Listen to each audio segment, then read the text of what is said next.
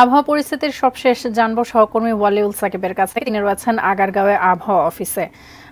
সাকিব, 5 মের পর থেকে বৃষ্টি বেশি হবে এমনটি জেনেছি এর আগের সংবাদে।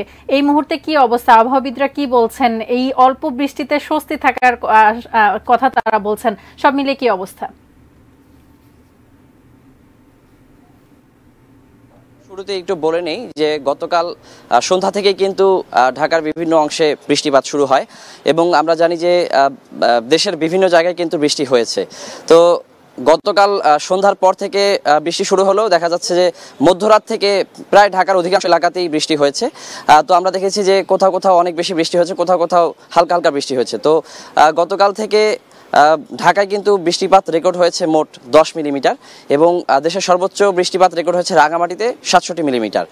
তো যদিও বৃষ্টিটা আসলে স্বস্তি দিয়েছে ঢাকাবাসী কিংবা দেশের বিভিন্ন জায়গায় যে চলমান তাপপ্রবাহ ছিল, তীব্র থেকে মাঝারি থেকে তীব্র তাপপ্রবাহ, সেটিতে কিন্তু অনেকে স্বস্তি দিয়েছে বৃষ্টি। তবে এই মুহূর্তে কিন্তু আসলে একেবারে স্বস্তির খবর আমরা পাচ্ছি না, কারণ আবহাওয়াবিদরা আমাদেরকে জানিয়েছেন যে আগামী আরো 2 দিন হচ্ছে 4 থেকে 5 তারিখ, এই 2 দিন কিন্তু চলমান তাপপ্রবাহ অব্যাহত থাকবে।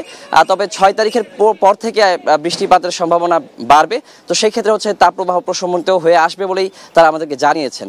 আরেকটি বিষয় আমি একটু জানিয়ে রাখি যে চলতি মে মাসে দেশের কোথাও কোথাও 1 থেকে 3টি মৃদু অথবা মাঝারি এবং 1 থেকে 2টি তীব্র তাপপ্রবাহ বয়ে যেতে পারে।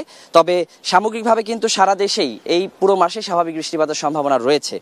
আর এছাড়া হচ্ছে যে 3 থেকে 5 দিন বজ্র শিলাবৃষ্টি সহ হালকা কালবৈশাখী ঝড় হওয়ার সম্ভাবনা রয়েছে। এছাড়া 2 থেকে 3 দিন বজ্র শিলাবৃষ্টি সহ মাঝারি অথবা তীব্র কালবৈশাখী ঝড় হওয়ার সম্ভাবনা রয়েছে। এছাড়া এই মাসের দ্বিতীয়াংশে 1 থেকে 2টি লঘুচাপ সৃষ্টি হতে পারে বঙ্গোপসাগরে, আর সেটি কিন্তু একটি ঘূর্ণিঝড়ে পরিণত হতে পারে এমন সম্ভাবনা আমাদেরকে জানিয়েছেন আবহাওয়াবিদরা। তো সব মিলিয়ে বলা যায় যে দেশের কোথাও কোথাও হয়তো তাপপ্রবাহ কিছুটা চলমান থাকবে, কিছু কিছু জায়গায় হচ্ছে মৃদু থেকে মাঝারি তাপপ্রবাহ থাকতে পারে। তবে স্বাভাবিক বৃষ্টিপাত হলে কোথাও কোথাও যদি বেশি বৃষ্টিপাত হয় সেক্ষেত্রে তাপপ্রবাহ অনেকটাই কমে আসবে, প্রশমিত হবে। আর যদি সাগরে লঘুচাপ সৃষ্টি হয় এবং ঘূর্ণিঝড় সৃষ্টি হয় সেক্ষেত্রে হয়তো বা তাপপ্রবাহ থাকবে না বলেই আসলে ধারণা করা যায়। তো এই ছিল আমার কাছে এখন পর্যন্ত তাপপ্রবাহ নিয়ে সর্বশেষ খবরাখবর। আমি পরবর্তী সংবাদে আরো তথ্য নিয়ে হাজির হয়ে যাব।